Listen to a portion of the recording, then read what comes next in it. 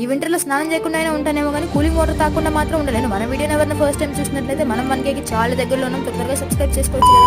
Van లో వచ్చే వాళ్ళు యూజువల్ టైమింగ్స్ కంటే 1 అవర్ ముందే రమ్మని. ఎంత త్వరగా వచ్చిన కాలేజ్ గేట్ ఓపెన్ చేసినంత ఈజీగా క్లాస్ డోర్ అయితే ఓపెన్ చేయరు. క్లాస్ రూమ్ లో ఏ ప్రాపర్టీ పోకుండా 1+1 2 లాక్స్ వేసి మరి బంధించారు. అందరూ బీటెక్ లో సిఎస్సి నగబడతారు కానీ సిఎస్సి బ్రాంచ్ తప్ప అన్ని బ్రాంచ్లు బాగుంటాయి. ఎందుకో తెలియాలంటే వీడియో ఫుల్ గా వాచ్ చేయండి. అదేంటి నాకు ఏ బ్రాంచ్ లో ఇలాంటి ఎగ్జిబిషన్స్ జరుగుతున్నాయంటే ఆ బ్రాంచ్ చేరుంటే బాగుండు అనిపిస్తుంది. మా సిఎస్సీలో ఏముంటుంది చెప్పండి, మహా అంటే క్లాస్ రూమ్ ల్యాబ్ తప్ప మాకు ఏం తెలియదు. వాళ్ళకన్నా ఇండస్ట్రియల్ విజిట్స్ ఇలాంటి ఎగ్జిబిషన్స్ చాలా ఉంటాయి. వాళ్ళైతే చాలా ఇల్లు చాలా బ్రిడ్జ్ గా కట్టేశారు. ఇదైతే కన్యాకుమారిలో ఉండే బ్రిడ్జ్. ఇప్పుడైతే దీని ఎక్స్ప్లెనేషన్ విందాం.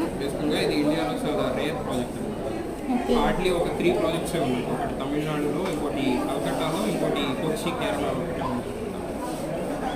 అది మందుల ట్రిపుల్ వాళ్ళు మెకానికల్ వాళ్ళు ఏవేవో ఇన్వెంట్ చేసి ఆనందపడిపోతాం. మేము మాత్రం హలో వరల్డ్ ప్రోగ్రామ్ రాస్తూనే ఆనందపడిపోతాం. ఇప్పుడు మీకు ఒక క్లారిటీ వచ్చిండాలి ఏ బ్రాంచ్ తీసుకుంటే బాగుంటుంది అని చెప్పి. నేనైతే త్వరగా వచ్చింది దీన్ని ఓపెన్ చేయడానికి. మళ్ళీ ఓపెన్ చేస్తే కొడతారేమో అని చెప్పి ఆగిపోయాను.